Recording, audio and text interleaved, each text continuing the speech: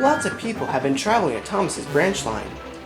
A magician was visiting the island and was putting on shows at Maithwaite. All the passengers and engines were amazed, but Percy was the most amazed of all. The lady disappeared and pulled a rabbit out of his hat. And he even... Settle down, Percy. There's no need to pop a piston. A bunch of excitement over nothing. He dresses like Sir Topham Hatt, and the only thing he can make disappear is a meal. James! But it's true. All it is a bunch of tricks. Magic isn't real. You could even ask Donald and Douglas. All with their very engine nonsense. I once say that, Henry. I once delivered a magic carpet, and it kept flying away. Don't be silly, Percy. That was a regular old carpet. It was just the wind.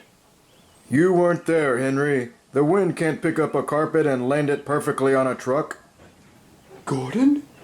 You of all engines believe in magic? You didn't see what I saw, Henry. Even Thomas saw the carpet. Didn't you, Thomas? I didn't really see it. I was busy looking for Sir Topham Hatt's hat. But I'll say this. The wind was most peculiar that day. What are you still doing here? James and Henry, you have goods trains waiting for you. Thomas, your branch line. Percy, a supplies train. And Gordon, the afternoon express run. Yes, sir. And Gordon, please make sure all the passengers exchange at Elsbridge. A magician will be getting off there to get to Maithwaite. Of course, sir.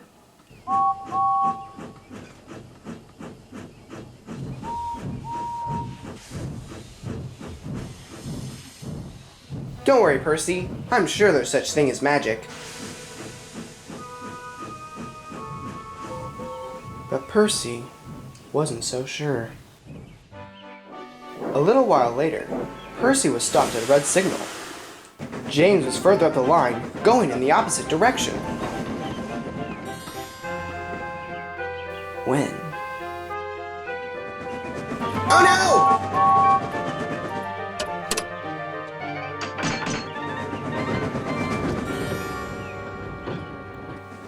Ew.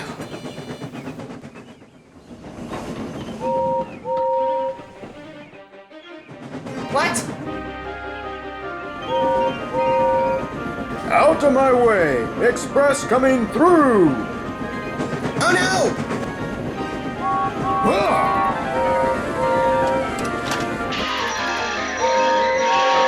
Look out! What? Oh dear! Phew. See, Gordon, we were right. That magician really is magic. What do you mean? That magician was on your train, and he changed the points just in time.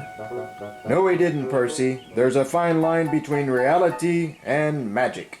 But you said that the carpet flew because of magic. That's different. Carpets don't fly, but points change. Points changing is not magic. Percy was sad. He didn't know what to believe now. Percy's next job was delivering some trucks to Elsbridge. He left his trucks at the platform and puffed onto a siding out of the way. Just then, Toby arrived with the stone train. Hello, Percy. Hello, Toby.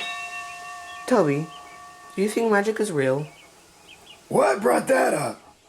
Well, when I told the other engines about the amazing tricks that the magician does, they only scoffed and said magic wasn't real. Toby thought for a moment. Well, I'm not an expert on the topic, but I know who can answer your question. Who? That magician, he'll know the answer. If you get the chance to talk to him, then you should ask. And that's what Percy did. A few days later, Percy brought the magician for his afternoon performance. As the magician was walking on the platform, Percy spoke up. Excuse me, sir, but, are you real? Whatever do you mean? I'm standing here, aren't I? Yes, but, well, what I mean is magic real? Well, what do you think? Well, I want to believe that magic is real, but the other engines don't. So, So it's hard to believe in something you can't see, especially when others don't believe and you don't want to look silly. Yes. Well, a magician never reveals his secrets, but it doesn't say anything about engines. Do you see this coin? Yes. Well, now you don't. What? How'd you do that? It's not really gone, it's behind my hand, you see. What magic really is the illusion that leave your audience to tell the story. Magic is letting people see what you want them to see. So, magic really isn't real? That is a question that every individual and engine must decide for themselves. Thank you, Mr. Magician. Magic really is real.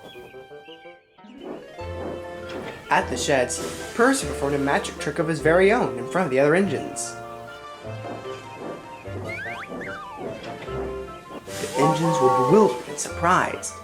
Even Henry and James were wondering if magic was real or not.